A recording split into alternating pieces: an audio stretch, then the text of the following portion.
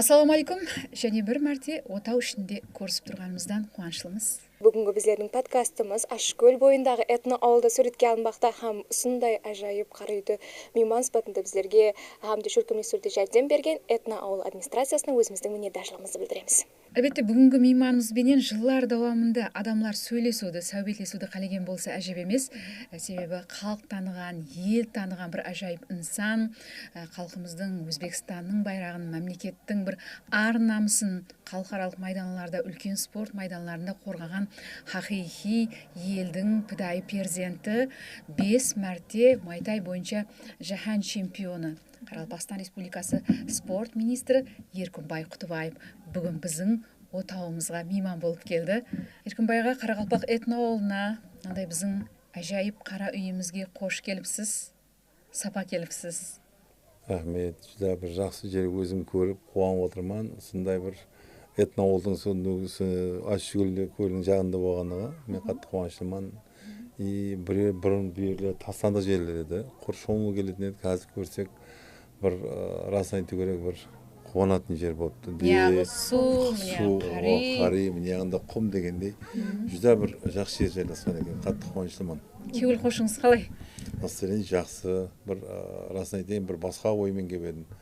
Қандай не екен еді, бұл передача деп ойлап келдім. Қарасам, ауыл көріп, мәселен көтерілді. Өзіміздің ауыл ғой дедіңіз. Кейін ойладым, ауыл екен ғой.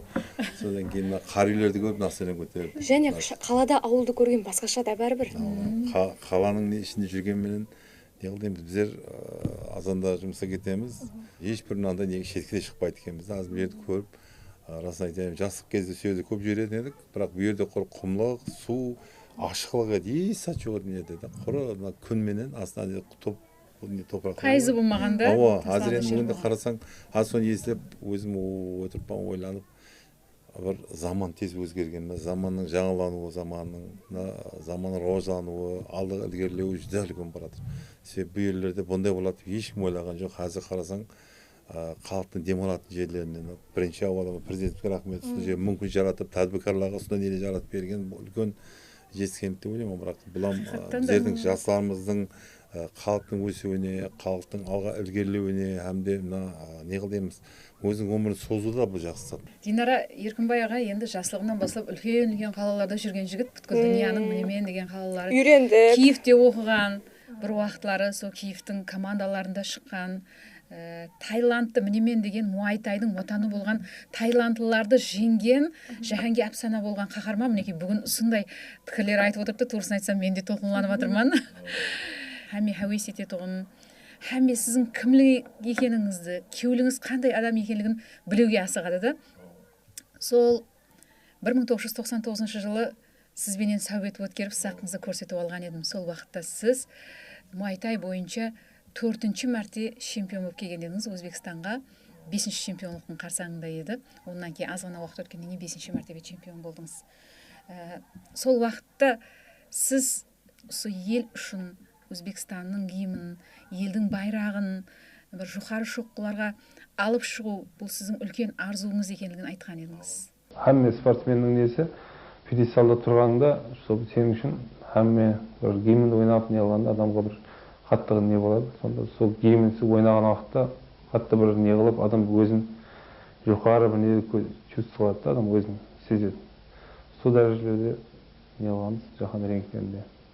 Арзуларыңызға да ерістіңіз, біз әмеміз қоллап қуатлап тұрдық, бұл халқымыздың мақтанышына айландыңыз. Әпсанауи Еркінбай Құтыбаевсыз қазір. Бүгін енді сондай арзулар алдында тұрған жасларға ұстазсыз, жетекшілік етіп жатырсыз. Рахмет, дұрыс айтып жатсыз. Чемпион Еркінбай Құтыбаевтың артындағы әфуай инсан кім?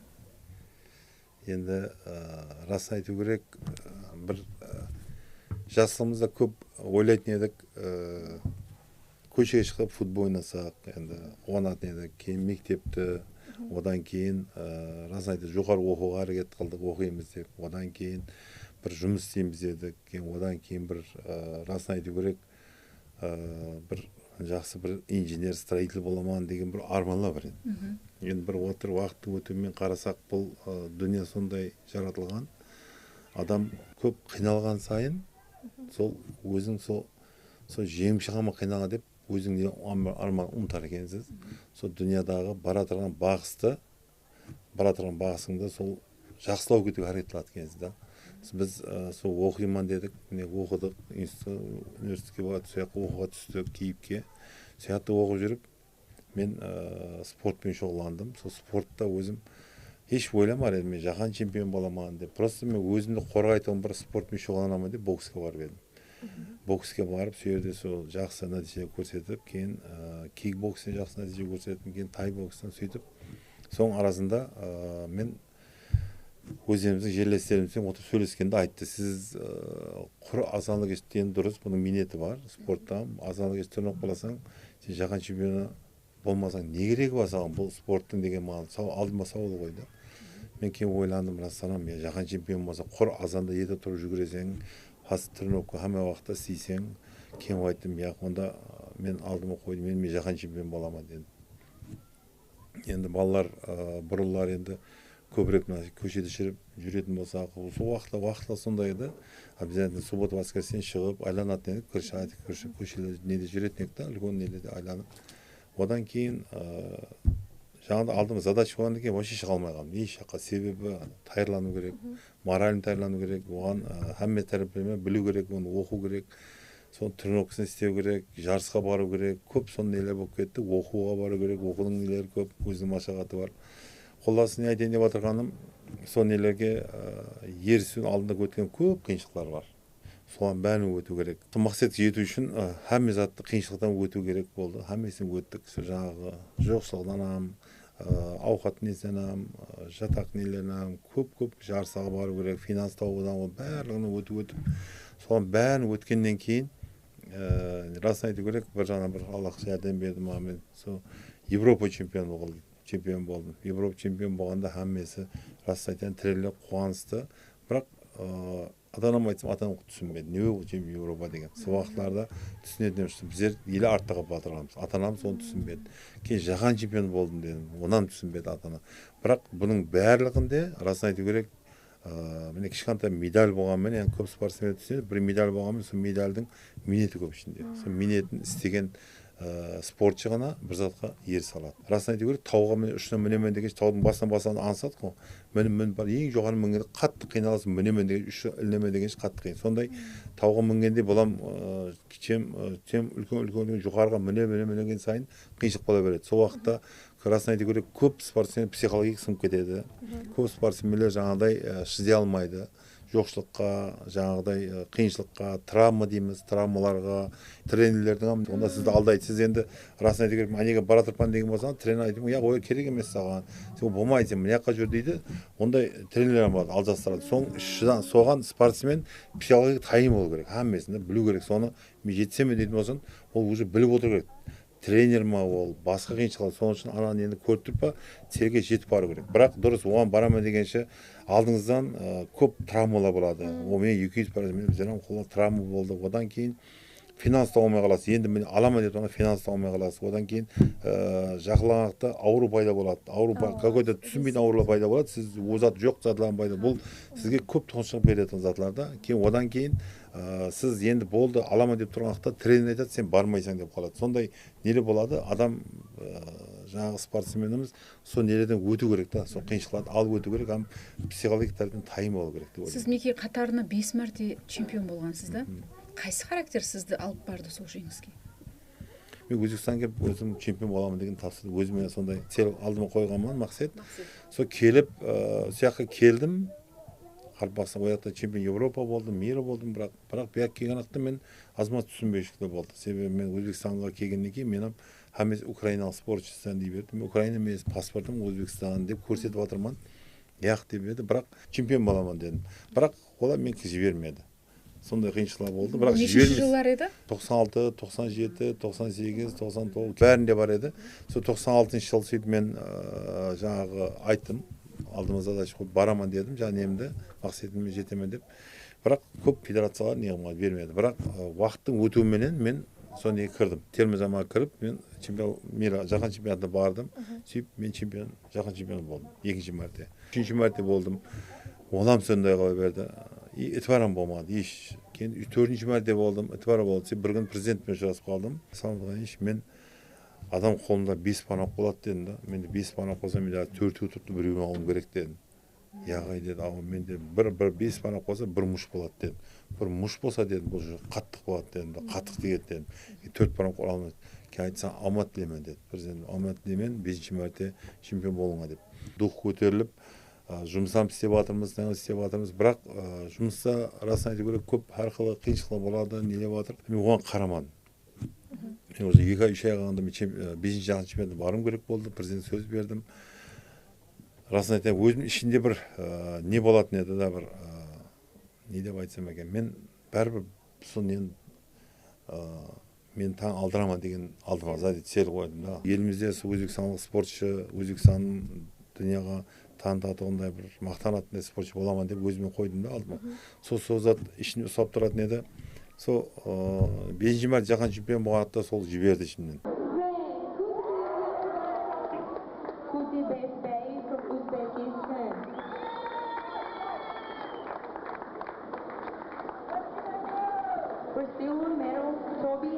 Болды, енді сен спортта болдың деді да, добиться қылып болдың, енді басқан. Сонда сол 5-ші мәрте жаһан чемпионы болғаннан кейін рингтен түстім. Содан кейін өзіме сөз бердім. Енді қайтып қоямын рингке деп. Содан кейін уақыттың не дейміз, соған дейінгі сол 5-ші мәрте боламын деген ұстап тұрды жесткий. Себебі ол бұл жерде ең бір дисциплина болу керек, ол жерде режим болу керек, ол жерде тренировочный процесс обязательно болу керек, ол жерде витаминизация болу керек, ол жерде ауқаттың дұрыс питание, спортивный питание болу керек.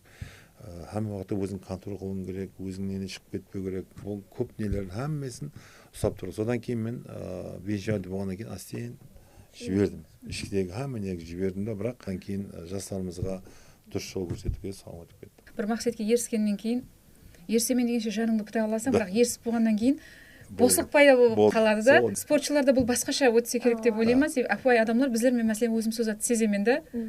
Күресу үшін қандайдыр бір талап болу керек та, сен болды, сен қолыңа ол күрестің кілтін алдың ба, қандайдыр босылық не істеу керек деген сұрау. Сол босылық болғаннан кейін есат болмаса адам расын айту керек, хаммаса жіберіп қояр екенсің, рас. Болдым ғой деген зат. Бірақ бұл зат маған үлкен неге алып келді, минусқа алып келді. Себебі мен көп затларды өзім жойтып алдым. Себебі неге десеңіз, мен неде шоғланған уақытын обязательно азын алты тұрып, азын еті тұрып жүгіруге, шоғлануға, постоянно жаңағыдай өзім үстіне істеймін, кітап оқимын, жаңа психология кітап оқитын едім. Кейін мен бірінші степень болса, екінші степенге түскендей болдым да өзім. Бірақ расын айту керек, мен бір затты мен ұстап тұрдым, мен рас айту керек емес, халқыма рахмет айтамын. Себебі халқым әрбір көргенде, ол Еркінбайға деп бір не қылады, настроение көтереді, ал мен қалай таниды екен деп ой кетеді. Себебі біздер жаңа айтқан екінші степень болып түсіп кетті, бозық қой, біз еш көп уақыттан бері шықпадық рингке, көп уақыттан не қылмағансын адамдар, бірақ сол халқым көп мен жәрдем берді. Солар күш береді маған, расын айтайын, сенім пайда болады, сен баяғы чемпионсың ғой деген айтқанның өзі маған расын айтайын кейінгі нелерді жұмыстарда әрекетшен қылуға, мотивация берді өзіңізге, халыққа жәрдем беруге, сол жаңа жастарға дұрыс жол көрсетуге өзім соған цел қойып, содан кейін сол босықты расын айтайын көбірек өзім үстіне істеп бастадым, көбірек халыққа көбірек пайдам тисін, көбірек жастарға пайдам тисін деген алдыма қойсам мен астен шығып кеттім. Бірінші чемпионлық уақытларыңыз Өзбекстанның абыройын ұстап тұруым керек, соған кейіншелі спортшы болып, әрбір жауапкершілік жаңа кейінгі 5-шіге шейін баратын кездегі жауапкершілік қандай болды ішіңізде? Чемпион боламын дегенше басқа уақыт болады. Сен чемпион боламын, әрекет қыла бересің, ол жерде көп талабан да чемпионлыққа. Чемпион болғаннан кейін біреу болады, сол чемпион ұстап тұру ең қиын чемпион ұстап тұру. Себебі саған талабан көп болады. Солардың бәрін жеңіп шығу үшін бұрынғыда бір есе күш кетсе, мынада екі есе, үш есе күшің кетеді. Кейін одан кейін үшінші несі бар, бір жаман жері, берде психология қатты дайын болу керек. Себебі ол жерде ойындар болады, басқа нелер болады. Сені жаңағыдай настроить отырған жерде шығарып жіберетін жерлер болады. Сен ұтатын жеріңде ұттырады деп адамдар сені психология давить қылады. Сенге жаңағыдай келатқан қасына кетіп жатқан адамдар сені күшті мынау деп әр қызды айтып адамды ішкі ойлау деген кіріп кетесің, ой ондай ма екен деген. Бұлардың барлығын расын айту керек, чемпион болуғақтағы неңізбенен ой пікіріңізбенен чемпион болғаннан кейін ой пікір басқаша болады. Егер соның барлығын істен ұтып шығып ең жоғары тұрған, ол вообще басқаша болады. Себебі чемпионлығы бұл как философия зат.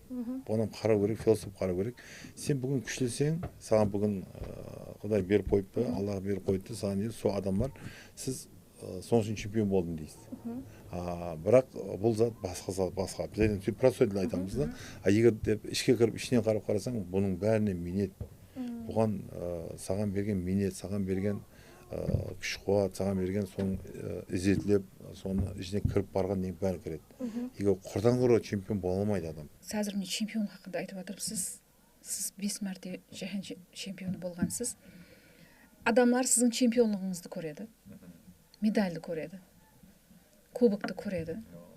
Бірақ оның артындағы ауыр машқаланы, ауыр минетті, ауыр күндерді түсінбейді да. Бұл жолда нелерді жоғалтқансыз? Ең ауыр минутлар қайсы уақыт болған? Енді бірінші айтатын болсақ, ең бірінші жатқан уақыт болды. Ең көп уақыт жойттысың. Екінші денсаулықты айласың. Енді сіздерге түсіндіргенмен басқаша болуы мүмкін, бірақ бұны айтып өту керек. Себебі әрбір спортшы алдына мақсат қояды. Мен жетсемін дейді соған. Бірақ жетсемін деген уақытта алдына көп тосын шығады. Бұл тосынлықты жеңу үшін оған күш керек. Оған психологиялық подход керек. Оған жаңа айтқандай финанс тәрбие керек болады. Оған бірақ ол бала сол уақытты өтіп жатқан уақытта көп психологиялық травмалар алады. Қиналады, травмалады. Ол травмалар қалмайды. Қалып кетеді, басқа қалып кетеді. Себебі ол ойлайды, мен ана жетсем болды деген да, биікке жетсем, сөйтіп чемпион болсам, сол таудан мен көрсе болды деп ойлайды. Кейін ол таудан түсу жерім бар. Ол таудан түсеме деген жан қанша қиыншылық бар. Неге десеңіз, сіз организм сондай тайланады, енді пик жоғарға шығарады. Бірақ чем жоғарға мінген сайын организм өзіндегі бар күшін сала береді. Сонан кейін бұны түсу үшін, сояқтан түсу үшін сонда күш керек та. Сонда күш жоқтан түскенімде күш керек, бірақ организм оған күш етпейді. Сіз уже астен түсемен деген сіз астен жеп бара береді. Бірінші астен, бірінші жүрекке жабысады, екінші печенге жабысады, асқазанға жабысады, почкаға жабысады. Астен әмес алып бара береді. Астен кете бересіз, білмегенде. Бірақ соның бәрі түсемен деген күштің бәрі кетіп қалады. Бірақ расын айту керек, бұны білдірмеу керек ешкімге. Бұны сізге айтып отырғаным, себебі көп спортшылар қазір мен құр чемпион боламын деп жатыр. Бірақ денсаулығына қарап жатқан жоқ. Қазір қарап жатқан болсаңыз, көп жерлерде антидопинг нелер істеліп жатыр қазір. Себебі көп жастар мен чемпион боламын деп әрқилы химикаттар тығып жатыр, өздеріне екеуміз салдырып жатыр. Бұл организмге, бүгінгідегі жастарымызға организмдерін отравление жатыр деген сөз. Ертең келешекте ол пикке жетеді, жетпейді, ол екінші сауал да. Біріншісі ол соған дейін жетіп барамын, денсаулығы қандай болады деген сауал. Соның үшін көп спортсмендеріміз қазір сондай не алып жатырды, травма алып жатырды. И бірінші айтқандай психологиялық травма алып жатыр. Екіншіден балалар, жастарымыз өзіне медицина талаптерінен көп травма алып қойып жатыр. Себебі өзінің көп организм, өзінің органларға арқылы білмеген халда беріп қойып жатыр химический нелер. Сол бұл бір какой-то енді расын айтқанда чемпион Өзбекстан боламын деп өзіне сонда салады. Ертең ол Өзбекстан болады, Өзбекстан болғанда ендігіне шыққан уақытта ол адам оны бара деп бара алмайды деген не бар, сауалдар көп. Соның үшін президентімізге рахмет, антидопинг компания не қылып қазір бүгін істеп тұрды, бады неміз, бады. Қазір соған қатты қарап жатыр. Себебі қазір жастарымызға мына энергетикалар көп көрсеңіз, жастарымыз энергетик ішіп жатыр. Олар зиян организмге. Мына әрқилы мына газированный водалар, бұлардың емес химикатлар іші көп толған. Одан кейін әрқилы мына пакетикте селіп жатқан әрқилы нелеріміз көп қой, чипсы дейміз, кириешки деп жатыр. Бұлардың әмес химикатлар, фастфудлар бәрі организмге қазіргі жастарымыз оған қарап жатқан жоқ. Олар ойлап жатыр, мен чемпион болсам болды. Бірақ оның барлығы жеген сайын организмге бұл химический не қыл дейміз, адамның почкасын, печенге, міне нагрузка көп болып жатыр, асқазанға әрқилы аурулар пайда болып жатыр. И расын айтсақ, энергетикалар кеше неден Олимпиададан анықтап шыққан, аз ішіп жатыр энергетик көрген болсаңыз, олар барлығы көбірек жүрекке нагрузка болады. Жүрек ритм тездестіреді. Да, тездеттіріп адамға. Соның үшін чемпион боламын деген басқа ойда болады, чемпион боламын деген басқа ойда болады. Сол жерде бір сұрау, чемпионлық спортшы үшін арзу ма, арманларға ерісу ме, яки пыдайлық па? Міне сіз 5 мәрте чемпион болдыңыз, өзіңіз не деп ойлайсыз, арзуларыма ерістім бе, я қатты пыдай болып кеткен екенмен дейсіз бе? Енді расын айтайын, бұл басында мен ойлайтын едім, менің арманым шығар, чемпион боламын деп та. Ол кейініне қарасаң, бұл пыдайлық айланып кетеді екен. Себебі өмір соған алып келеді, сіз соған мемлекетке преданныйлығыңызды көрсетеді екенсіз. Мен басында бірінші чемпион болдым, 2 мәрте болдым, кейін 3-ші мәрте мен обязательно боламын, мен сол халқыма қызмет қыламын деген ой пікірмен жүрдім да. Сол 5-ші мәрте обязательно боламын, мен сөз бердім, халқыма қызмет қылып, соны енді көрсетемін деген ой пікірмен жүрдім. Рас айтайын, кейін 5-ші мәрте болғаннан кейін мен немам өзгерді. Сол өзімнің бұрынғы ой пікірлерім, өзімнің түсінігім өмірге басқаша болды. Себебі өмір сондай нелерді көрсетті маған, что әрбір неде, қадемде өзінің қиыншылықтары болар екен, бірақ бұл қиыншылықты жеңу үшін саған Аллах басқа бір жеңілдік берер екен. Қаяғына жеңілдік береді десеңіз, міне мен жаһан чемпионы болдым. Мен халық танып жатыр. Мені міне үкімет басшылары танып жатыр. Мені міне шетелдік спортшылар, басқа нелер танып жатыр да. Бұл маған үлкен жеңілдік. Себебі көшеде кетіп жатқанда халықтың танып, сізбен сәлемдескені, көшеде кетіп жатқанда сізбен өзің жора жолдасаңызам, ол менің баяғы жорам, менің деген не қалып, бұлар адамға басқаша бір не береді да, рух береді, адам бір ойланасың, мен құр жүрген екенмін деп та. Сіз сол спорт арқалы, сол жоғары дәрежедегі рекорд жетіскеніңіз арқалы бұл елді, бұл отанды, бұл халықты қаншелі жақсы көруіңізді білдірген шығарсыз, білдірмекші болған шығарсыз. Сол мен дұрыс айтып жатсыз, бұл ватан деген көп адам басқаша түсінеді. Біреу ойлайды. Спортшы үшін отан мұхаббат қандай? Отан бұл, енді бұл расын айту керек, бұл үлкен тойғыда адамда. Бұны айтып болмайды. Бұл себебі әрбір спортшы сол не қылдаймыз, пьедестал тұрғанда көрінеді. Сол уақытта бірінші барғанда бұл түсінбеуіміз мүмкін еді, екінші бар түсінбедік. Бірақ мен сонша жылдан бері сол шұғыланып, сонша жылдан бері сол титулдарды алғаннан кейін пьедестал тұрғанда бірінші көз алдым өткенім сол біздердің өскен жерің кейін халқыңды ойлайсың, ата-анаң, семьяң, кейін сол қазіргі сол мемлекеттің рождалып жатқандағы нелердің бәрі өзіңе көз алдыңа өтеді екен.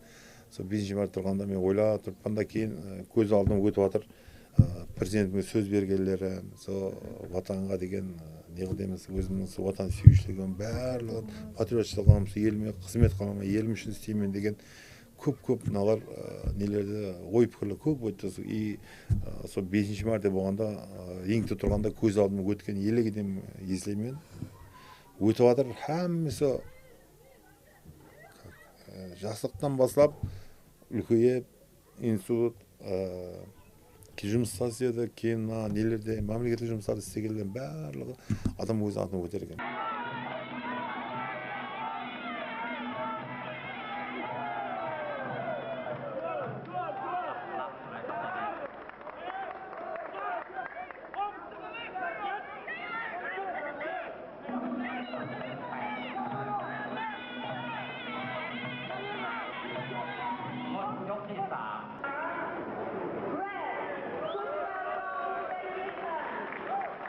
Уақыттың өтуіменен, уақыттың өтеді ғой, сол период өткеннен кейін, түскеннен кейін бір басқаша бір не болып қалады, бір жеп-жеңіл болып, бір өзің бір рассам елге бір қызмет қылғаныңды, өзіңе сол елге бір ел танытқаныма, мен сөзім, һәм басын айтатын, мен ел танытамын, дүнияға танытамын Өзбекстан деп сөз беретін едім, сол сөзіме шыққаныма қатты қуандым. Құттыбаев қазір біздің Өзбекстан Республикасының байрағыны жаһан спортында 5 мәрте желбіретті. 5 мәрте. Бұл үлкен Өзбекстан бойынша һәм соның ішінде Қарулы жастардың несінен мақтаныш. Қарақалпақстанда спорт тарауының жетекшісіз, спорт министрісіз. Қандай енді бүгін Қарақалпақстанда жастардың спорт бойынша аяқ алысы? Енді расын айту керек, аз міне бір жылдай болды келгеніме, жастарға бірінші президентке рахмет айтамын. Себебі сол жастарымызға бүгінгі мүмкіншілік жаратылғаны жүдә бір жоғары, әмме тараплеме ойланған, әмме тараплеме мүмкіншілік жаратылған. Себебі бірінші айтатын болсақ, спорт бойынша инфратүзілмелердің күшеюі. Рас, бұндай үлкен құрылған, үлкен сондай елімізге құрылып беріп отырған үлкен заллардың, комплекстеріміздің, мынандай спортқа деген ітбардың, соған беріп жатқан мүмкіншілік болғанда ақшалай беріп жатқан финанс тараптан, оларға шетелге шығуларына баруына, олардың президент тарапынан беріп жатқан стипендияларына, оларға беріп жатқан званиелерге, оларға беріп жатқан медальларға, оларға беріп жатқан мемлекеттен беріп жатқан ақшалай беріп жатқан нелерге мен қатты қуандым. Бірақ бұлардың барлығын істеу үшін бір кішкентай өзінің уақытын ажыратып, сол неғыл тренировкалерден өзінің ұқыптыларын көрсетіп, дүния көрсетсе, президент хамесын жаратып қойды. Бір ғана Нүкістің өзінде гимнастика мектебі, күрес мектебі, үлкен Туран стадионы реконструкция қылынып жатырыпты, қаншадан-қанша және объектілер пайдалануға тапсырылып жатырыпты. Мен туысы хайран қалдым да, енді әлбетте олардың мазмұнын біздің жастар чемпионларымыз спорттағы жоғары көрсеткіштері менен дәлелдеу керек болады. 2022 жыл президент тарапынан мына 5 ташыбыз олимпиадасы басталды. Бұл олимпиада ең бірінші махалладегі жастарды спортқа қамтып алу керек. Бұл жерде сол жастар, махалла жастары бүгінде сол 16 жастан 30 жас аралығындағы жарыстарымыз бар. Олар 14 спорт түрінен болады, 13 спорт түрінен болады, һәм бір адаптив спорт түрлерінен болады. Бұл жерде де сол махалла жастары 16 жастан 30 жасқа шейін жастарымыз 466 мың жасымыз бар.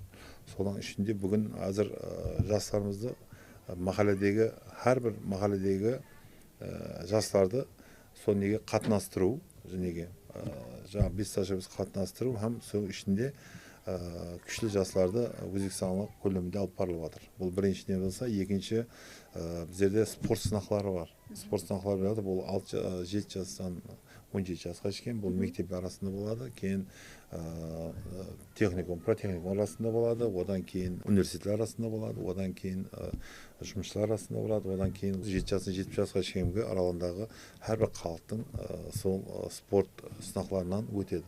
Сол бір қазіргі күнде олар бірінші дәрежелі, екінші дәрежелі, үшінші дәрежелі болып есептелінген. Бұл біздердегі аммави спортты рауаждандыруға үлкен үлгі қосып жатыр. Себебі қатынап жатыр ма спортқа? Түсініп жетті ме?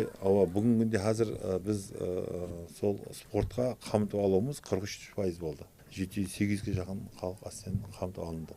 Бірақ бізге алдымызға үлкен мақсат қойғанымыз, президент тарапынан қойған мақсатлар бар. Біз биылға 1 миллионнан астам халықты қамтуымыз керек. Халықтың спортпен шұғылдануы бұл миллеттің генофондына байланысты. Біздердің көрінісіміз, тұрысымыз, бәрібір физикалық шұғылдану, бәрібір ақылға да тәсір етеді, интеллектке тәсір етеді. Сонымен бірге және бір көрсеткіш бар. Спортшыларымыздың, чемпионлардың, сізге соған чемпионлардың санын көбейту керек. Халық арасына шығаруымыз керек та, жастарды. Екінші айтайын деп отырғаным, президент тарапынан үлкен ітібар беріліп отырған. Қазіргі күнде ол президент олимпиадасы деген ашылды. Бұл үлкен, бұл қазіргі жастарымызға жоғарғы спортта нәтиже көрсету. Бұған қазір ітібар жүдә үлкен болып отырды. Бұл себебі бұл жердегі жастарымыз, бұл жерде шыққан жастарымыз Азия, Жаһан ва Олимпия ойындарына шығуға күшейтеді. Біздер көбірек ауылдардан, сояттан өзі президент тапсырмасы сондай, ауылдардан күшті неді алып келу. Біз сояттан алып келдік. Расын айту керек, Алмет келмей қалды. Біздерде себебі біздерде 13 адам финалға шықты. Спорт Алметке де байланысты, иә? Алмет көп Алметке байланысты. Жақсы ойынларға, Ташкентке кететін командаларға бәрі таныс болады дейтін еді да. Қазір бұл стереотиптер сынды ма? Онда стереотип сынды. Қашан сынған? Себебі президентіміз бұл бойынша үлкен қарар қойды. Себебі бұл коррупция қарсы үлкен күрес бар. Соның ішінде бұның ішінде спорттан бар. Себебі айтқандай тренерлер өзінің танысын, жаңағыдай ағайынын дегендей затлар тоқтаттық. Себебі ол ағайынын жіберсе нәтиже көрсете алмайды. көрген болсаңыз футболда азыр міне жаһан чемпионатына шықты Өзбекстан. Неге шықты? Жастар командасында біздің Бізді Қарақалпақстаннан Қарақалпақстан кеше Азия чемпионатында да міне 3 баламыз Азия чемпионы болды. Бұлар үлкен не жетіскенлік. Соның ішінде міне футболды мысалға алып отырғаным, сол жерде де бұрын коррупция бар еді. Көп ешкім оны шығара алмайды. Жаңағы тренердің адамы, я басқасының адамы не қылар еді. Қазір бүгінгі күнде жаһан чемпионатына шықты. Неге шықты? Себебі ол жерде уже бүгінгідегі реальный халатта істеліп жатыр да, хам емес. Себебі біздер ham сондаймыз. Қазір біздер жаңағыдай таныс кіргізіп жіберсек, ертең бізге нәтиже көрсетіп болмай қалады. Соның үшін біз хаммесіне ең күштісін алуға әрекет қылып жатырмыз. Ең күштісін шығарып жатырмыз. Ең күштісін жаңағы жарысқа жібереміз. Ең күштісін даярлаймыз. Ең күштісін сборларға жіберіледі. Олардың хаммесін біздер қазір президентіміз алдын қойған задача бізде расын айту керек, селекция жұмысы күшті болу керек. Себебі Өзбекстан міне өткен олимпиадада жүзде 13 орын алған болсақ, енді биыл алдымызға келген олимпиадада жүзде жоғары 10-лыққа кір деп қойған задача қойған. Сол олимпиадаға Қарақалпақстаннан жолдама алғанлар бар ма? Енді аламыз. Енді емес алдымызда. Міне 26-27 жылдар басанады. Біздерде бірінші мына рейтинг алу не бойынша бірінші рейтингмен өтетін неміз бар, спорт түрлері бар, балловый системалар бар, соң болатын турнирлер бар. Сол турнирлерді отқанда алып береді. Енді рейтинг болады, енді базанады, бұл дзюдо бойынша, бұл асамның көбірек дзюдодан алады. Кейін балловый система олам қылышбаздығым неге кіреді, бірақ основной балловый системаны алады, и кейін керекті турнирлер, өзінің турнирі болады, олимпиадаға жолдама береді. Сол турнир ұтқаларға беріледі. Олар көбірек турнирлер, жаһан чемпионаты сондардан береді. Қайсы спорт түрлері бойынша біз күшліміз? Енді Қарақалпақстан аз бізде 10 спорт таңдап алғанбыз. 10 спорт түрі бойынша жұмыс алып барып жатыр. Міне бірінші бокстан бір қыз бір баламыз бар, жақсы даярланып отырған. Кейін аялдар курасымыз күшті. Өзіңіз білесіз, Ақтенген қазір президентіміз көп тілге алады. Себебі ол қызымыз кейін қылышбаздық бар, Дайбекова, ол қызымыз балаларымыз күшті балаларымыз бар. Жаһан чемпионатында жаһан кубоклерінде, Азияларда хамма уақытта қылышбаздық жақсы орын алып келеді. Гүлстан деген қызымыз шығып жатыр. Гүлстан деген қызымыз бар, Пердебаева. Гүлстан Пердебаева. Кейін грек-рим баламыз бар, жүзі күшті жалғас Бедімұрат, оны жақсы білінде аламыз. Кейін триатлоннан бір жас баламыз бар, олам күшті баламыз бар. Кейін дзюдодан бар танылып алынған. Одан бала бір жақсы Сәрсенбаев, Ерназар деген баламыз бар. Қазіргінде гран-при алып жүрген күшті баламыз бар. Қыздарымыздан, жақсы қыздарымыздан бар, даярланып отырған. Кейін ауыр атлетикадан балаларымыз бар, қыздарымыз бар, жақсы даярланып келеді олар. Кейін футболдан айтқандай жас балаларымыз даярланып, 2 баламыз бар. Азыз бұрын олимпийскийде ойнап жатқан жас бала 2 бала ойнап жатырған. Кеше Туран стадионын көрдік. 2 жылдан бері реконструкция кетіп жатыпты. 170 миллиардтан артық пул ажыратылған екен. Ішінде жатақханасы әмесі бар. Мен турасын айтсам, хәуесім келді да. Енді ол жерден шын мәнінде чемпионлар шығу керек, миллионлар ойыны. Енді футболды әмеміз жақсы білеміз де, енді футбол тек қана спорт емес, бұл не қылды, мақтаныш, бір миллеттің бір фишкасына айланған ойында халықты бірлестіреді оның. Бұрынғыда біздер бір антистадион шоғылансақ, бүгінде сол жаһан стандарты жауап беретін стадионлар шоғыламады балаларымыз. Олардың духы, олардың соған тайырлығы, президент айтты, не үшін біздің балаларымыз адыне шоғыланады? Неге біздер жаһан арен стандарты жауап береді тұғын, неде шоғыланбайды? Соның үшін сонда не құрылып берілген? Президентіміз үмканты жаратып жатыр. Президентіміз не қазір Қарақалпақстан Республикасы 14-тен астам инфрақұрылымын өзгертіп берді. Бұны 8 асан жаңа құрылымдар бар. Біздерде бокс мектебі құрылды, одан махарат мектебі құрылды. Бізде міне кеше өзіңіз көрген шығарсыз гимнастика бойынша үлкен не құрып берді. Үлкен марказ құрып берді. Одан реконструкция жұмыстары алып барылып жатыр. 134-тен астам спорт майданшалар келді. Бір районға келіп жатыр. Әр районның мақалаға қойып жатыр. Президент тарапынан беріліп жатыр. Ол көп мүмкіншілік жаратады. Әр жылда біздерге 30-37 астам майданшалар құрылады. Себебі бұл сол райондағы мақалаларды жаңағы нелеге сағыламасы шақыру, соларды қамытып алу, сөйде жаса сол спортпен шұғылдансын деген. Одан кейінгі айта беретін болса, қазір міне Біздерде міне Олимпия паралимпия спорттар марказы бар. Ол жерде 13 миллиардтан ол жерде жаңа спорт зал құрып берді. Ол жерге асханасын құрып берді. Ол жерде 4 этажды үлкен реконструкция қылып берді. Несін жиһаз алып берді. Неше миллиардтық көп жиһаздар алып. Ол жерде сол орайы спорттың орайы болу үшін ол жерге мың кіші жаратып отыр. Көп қазір айта беретін болсақ, біздердің бұрынғы қаратып келгенде көп жақсы болып жатырмыз. Бағана өзім айтып отырсыз, қандай чемпион бола ма, ізіңізде келатырған чемпион болады. Олар себебі мен көрмеген затты олар көріп жатыр. Мен білмеген затты олар біліп жатыр. Расын айту керек, біздер елі ойымызға кірмеген затты бұлар уже сөйлеп отыр, жастарымыз. Мен елі расын айтайын, түсімізде көрмеген затты бұлар уже қолданып отыр. Себебі бізде олардың жаһан аренада қолданатын затты бұл қазір қолданып отыр. Бізде сол жаһан чемпионатына барғанда көрген затты бұлар өзіміздің нөкістің шоғала майданында қолданып. Бұның барлығы жастарымыздың біздерден алды ілгерілегені һәм біздерден жақсы нәтиже көрсетеді. Haqiqatan men kişi жақында достарымыз спорт бар да, арасында байқайман. Мына 10 күнлікте болса Америкада шұғылланады, мына 10 күнлік 5 күн нөкіске келді, және 10 күннен Францияда шұғылланып жатыр. Сен не үшін деп сұрағанда, әрбір хауасы біздерге керек. Керек болса Бразилияның ар жағына барып, футбол майданында Қарақалпақ балалары ойнап, неге ояққа барып шұғылланасыз десем, Бразилияның сол ар жақ Сан-Франциско сияқтылардың құяшылары керек, бізерге керек деп айтады да, хайран қаламын. Енді мен сол жерде сұрау туылып жатырды. Көріп жатырсыз, жасладым имканиятларын деп жатырсыз. Егер сіз сол уақытта, мәселен, қазір Зайнап Тайбекованы айттық, өткен Олимпиадада, Назира апа, ол жерде үлкен чек тасланады екен. Ең жақсы бойы ұзын сұлу қыз байрақты көтеріп шығу, Қарақалпақ қызының қанша ел дәрежеде әумеді десе, міне сол жер болады да. Адам толқынданатын оқиғаларда Өзбекстан спорты тым қатты күшті спорт. Қазір сол дәрежеге жетті, мінекей Орайлық Азияның подкастларын көреміз да. Блогерлер һәме уақыт Өзбекстанның спортын, Өзбекстан президентінің спортқа ажатылған фондын, Өзбекстанның спорт стратегиясын һәме уақыт додалап отырады да. Мінекей мынандай үйренуіміз керек деп. Расында да хақиқи толқынданатын фактілер. Өзіміз мінекей қызларды көріп жатырмыз, Зайнапты, Гүлстанды, басқа қызларды һәме халық күзетіп отырады да экранда. Бүткіл һәмені бірлестіретін сондай бір күш ұлы. Айтыңшы, Еркінбай аға, қашан Еркінбай Құтыбаев шеберлік мектебі істейді нөкісте? Енді бұл мен өзім планларымда бар. Бұл бойынша асалым ойласқанмын үлкен нелермен.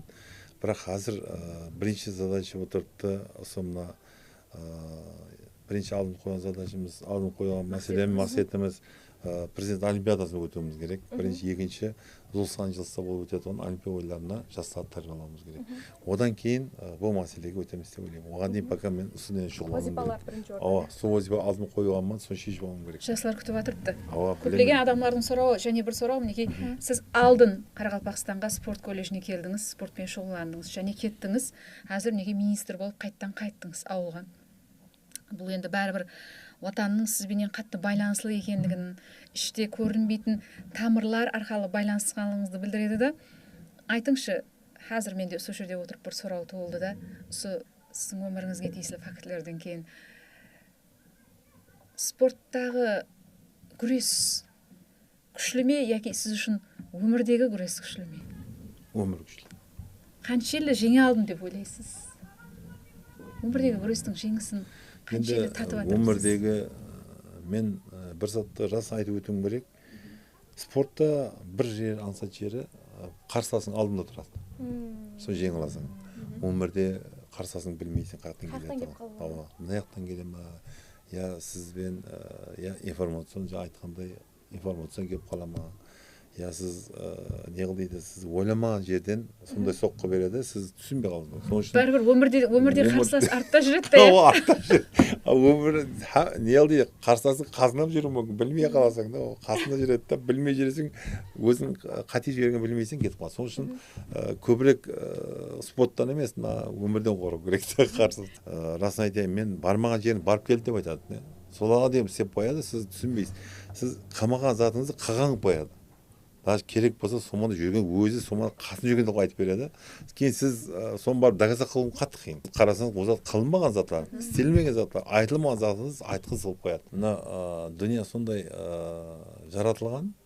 бұл зат бұрыннан бар, бұрынғы заманнан келген затлар. Бұны ешкім тоқтата алмайды екен да. Бұл басында да мына расын айтайын, көп адамдар сол бір-біріне не дейміз, тосқанлық беріп жасай берген да. Hamma уақытта я подножка беру, я жаңа айтқан интрига қылып, я басқа затларды қылып, адамдар өзінің мәпін ойлай берген да. Бірақ қазіргі мен ақырғы заманlarda мен басқа затларды ойлап жүрмін. Расын айтайын, мен оны айтып өтейін. Мен қазір көбірек кешірім сұрайтын болдым. Бұрынлар өзім қатты бір не дейсің екен, қатты адам едім, қатты бір жестко. Бірақ қазіргі уақыттың өтуі ма, көбірек адамдардан кешірім сұрауды үйрендім. Бұл сіз үшін жеңіс пе? Мен үшін жеңіс деп ойлаймын. Себебі мен егер оған білмеген халда жамал қылып қоюым мүмкін. Я сонымен адамдардан сол затты дұрыс білу керек екен. Мен көп бір нелерді хадисі оқып не қылдым да, сол үшін жазып қойыпты. Адамға еш азап берген адам еш жақсылық алып келмейді екен. Мен сол үшін еш адамға жамалық әкелмеу керек, олар ойламауым керек екен. Соған қылмап, мынандай ғой деп, қасиеттен қоймау керек екен да. Сол затларды біз білуіміз керек екен. Бұл бізге келешекке, өзімізге, балаларымызға, ақылдарға өтетін зат екен. Бұл адам білмеген халда, адам өзіне расын айту керек. Мен жастық кезде білмейсің, ол көп адамға бақырасаң, көп адамның жаңағыдай несін кеуіліне тиесең, бір жаман сөз сөйлеп қоясаң, білмеген халда да бұл. Бірақ бұның барлығы гүнах болып кете береді. Соның үшін бұлардың барлығын не үшін адам өзінің несін не дейміз, адамдарға жақсы мөнәсіпті бола білу керек. Егер өмірде және бір мәрте таңлау имканияты берілгенде нені таңлаған болар едіңіз? Соны мен осы мәселен көп ойлаймын да, рас не қылсам екен, бір өз жасылығыңызда жүрген уақытыңызда бір басқа ойланып жүретін еді жасылығымызда да. Бірақ қазір уақыт өткеннен кейін ойлайсыз, мен өткеннен кейін мен соны айта шығарма деп ойлайсыз да. Бірақ бізді жаратқанның өзі сондай қылып жаратқан да бізге. Мен осы не болуым керек болған. Мен осы неге келдім да. Ендігі неге расын айту керек. Бірақ білмеймін ғой қандай мен жаратқанына қарап адам сондай. Бірақ қазір егер осындай не ойлап тұрса, мен қайтадан осы өткен жақсы болар еді. Сіз теп бір жүрегіңізден ойланып қалған уақытларыңыз бола ма? Қанеді мен бір 20 жыл я 30 жыл кейін туылсам мен осы зат қазір ойлап жүрмін. Расын айтайын, мен қазір бұндай қылып не қылғанда мен еле бір 10 жыл шұғылансам болар еді деп жүрмін да. Бірақ енді уақыт өтіп кетті. Бірақ қазірам рас айтайын, ойлап істесексе қазірам ұтса болады жасылар. Не қылса да шықса болады дүнияға. Егер ойлап істесе барлығын баспен ойлап, жаңа айтқандай hamma тараплеме жаңағыдай ilmi тараптан қолданып, жаңағы тайырлансақ, жаңағы білім тарапынан, жаңағы физиологик тараптан тайырлансақ, жаңа айтқандай психологик тараптан тайырлансақ, жастарымыз қазіргі күнде тайырламады. Соны айтқандай қылып, керек болса климатқа шейін барып жатыр. Жастарымыз жаңа айттыңыз ғой, Бразилияға барып, сол жердегі ықылым үйрену керек. Ертек барса, организм соған үйренсе, сонда жарыста да жақсы нәтиже көрсете алады деген. Спортшының сынуы не, спортшының бақыты не?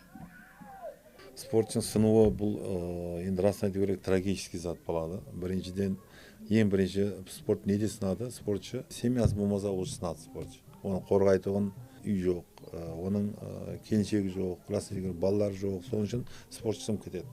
Демек спортшылар тезірек үйлендіру керек екен. Үйлендіру емес, спортшы ол өзінің нені айтқанда Құдай тағала жаратып берген ярымын тауы керек, өз жарысын тауы керек. Себебі ол бір өзге өтпеу керек. Себебі спортта жаңа бағана айтып отқан hammaның бәрін тәсірі сода. Сіз ең бірінші оны қолдайтын спорт кім қолдайды десе, спортшыны бұл бірінші шаңырағымыз қолдайды. Содан кейін спортшы алға ілгерілейді. Себебі маған ата-анам бірінші алдымнан қолғанат болып маған жәрдем беріп тұрған. Семьям, інілерім, сіңлілерім бәрі біргелікте, ағай туысқандар, халық бәрі сол бірге солар, бәрі соңында спортшы сондай не дейміз, тез жарақат ранимеді ол спортшы. Себебі ол сонша жыл жоғарыда жүрсе, мен деп не қылады, кейін неден пьедесталдан шығып кеткеннен кейін оның hamması har xil затларды айтып бастайды. Бірақ соның ішінде спортшы сынбау керек. Шаңырақ ұстап тұрады, жаңа ағай туысқан, халық ұстаса, ол адам сынбайды. Бүгін бақыттысыз ба? Спортшысыз ба? Енді мен Еркінбай Құттыбаев қаншалықты бақытлы бүгін? Енді мен бақытты деген сөздің har xil несі бар да, тарифі бар да. мен қазіргі күнде өзім семьям менен өзімнің ата анам бәрі алдым аман болғанымен бақыттымын. Екінші тарапы бар бақыт дегеннің бұл өзіңнің сол дүниядағы халқыңа сол ватанға қылған қызметің бақыт деп ойлаймын. Өзіңіз разы боласыз ба? Мен разыман, себебі президентіме рахмет, мені қолдап қуатлап, мен сонша менің көп президенттен награда алғанмын, Өзбекстан ифтихарыман, Қарпақстан қызмет көрсеткен спортшыман. Бүгінде міне президентіміз сеніп, міне ақсақалдарымыз, міне Абайдуллаевич көп рахмет айтамын. Қолдап қуатлап, мен қайтадан спортқа мен шақырып, спортты көтеруге біргелікте мен рахмет ақсақалдарға қолдап, мен сол жастарды тәрбиелауда өз бар күшімді салып жатырмын. Енді расын айту керек, еле істейтін жұмысымыз көп екен. Қазір көріп жатырмыз, көп өзгерістер болып жатырды. Рахмет. Мен бақытлы деп айтамын өзімді, себебі Қарпақстанға келген қатты бақыттымын. Мақсатым бар, бұл Өзбекстан терма жаман командасы ішінен бір Қарпақстанға бір олимпия чемпионлары шықса деген ойым бар. Құда қаласа солай шығарсам бір мен өзімнің бір кішкентай өзім қойған кішкентай бір мақсатыма жеткен болар едім. Себебі бұл халықты ішіне шығару керек. Халқымызда күшлі балалар бар, күшлі қыздарымыз бар. Расын айту керек, күтіп отқан қалқан бар. Күтіп отырып жасы шығады деген. Мен әрбір неде жарысты көремін. Әрбір жас бүгінде өзінің бар күшін салып істеп жатыр. Рас, мен кешетті мына дзюдо бойынша барып көрдім. Кішкентай бір қызды көрдім. Ал көрсеңіз, ол қызды расын айтайын спортшы деп ойламайсыз. Ал енді ол қыздың сондай азартпенен, сондай өзінің несін беріліп, сен жеңемен деп, мынандай ішінде күшпен кішкентай қыз қарасаңыз, мен ойлап отырмын, біздер егер сондай қызымызда, кішкентай қызымыз сондай болса, мен үлкендерде одан үлкен күш бар деп ойлаймын. Чемпионның перзенті болу жауапкершілігі қандай? Перзенттеріңіздің арасында спортпен кеткендер бар ма? Енді қызым жүзумен шұғылданды. Ол енді терма жама команда жүрді. Мына жастар арасында олимпиадаға қатынасып келді. Мастер спортта болды. Сол Өзбекстанның жаңағы рекорд демалды, рекордын неғып берді. Екінші балам Нұрлыбектің бала ол бокспен шұғылданды. Олам мұндай бір үлкен нәтиже жетіспеді, бірақ еле шұғылданып жүрді несі бойынша. Кішкентай балам гандболмен шұғылданды. Оларам өзінің несімен мастер спортта болды. Неше перзентіңіз бар? 3 перзентім бар, бір қызым, екі балам. Сіз мінекей спортта үлкен рекорд орнаттыңыз. Перзенттеріңіз сіздің кеуіліңіздегі ниетлеріңізді бақыт рекордларын орнатып жүрсін. Халқымыздың бақытына сау болың. Лайым Қарақалпақстанда спортты жоғары дәрежеде рауажландыруға қосып атырған, істеп атырған минетлеріңізде күш қуатлар тілейміз. Асыл шаршамаң. Халық сізді жақсы көреді, бүткіл еліміз, бүткіл Өзбекстан сізді жақсы көреді. Сіз дүнияға танылған үлкен атақлы Әпсанауи Еркінбай Құтыбаевсыз. Және бір мәрте біздің отауымызға келгеніңіз үшін рахмет айтамыз, мінетарлық білдіреміз. Демек, біз сізбенен және бір мәрте отау ішінде ұшырастық. Бүгінгі отауымыздың мейманы 5 мәрте муайтай бойынша жаһан чемпионы, Қарақалпақстан спорт министрі Еркінбай аға Құтыбаев болды. Еркінбайға рахмет сізге келгеніңіз үшін. Қымбатлы уақытыңызды бізге ажыратып берген үшін сізге мінетдаршылық білдіреміз. Хам біздерді көріп отырған YouTube тамашагөйлерімізге де өзіміздің мінетдаршылығымызды білдіреміз. Хам біздерге ағза болғаныңызға, біздер 500-ден өттік, аудиториямыз кеңею үшін және сіз ағза болып, өз пікірлеріңізді қалдырсаңыз болады. Біздер әрбір пікірді оқимыз, хам сіз бенен біргеміз. Кейінгі отау ішінде подкастларымызда көріскенше қош сау саламат болың.